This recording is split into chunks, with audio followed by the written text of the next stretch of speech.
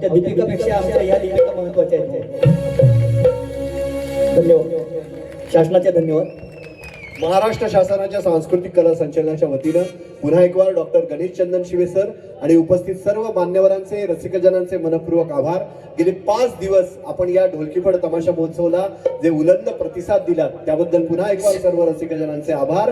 पुन्हा सुरू करतायत आजचं सादरीकरण तमाशा सम्राट तुकाराम खेडकर सह पांडुरंग मुळे मांजरवाडीकर लोकनाट्य तमाशा मंडळ नारायणगाव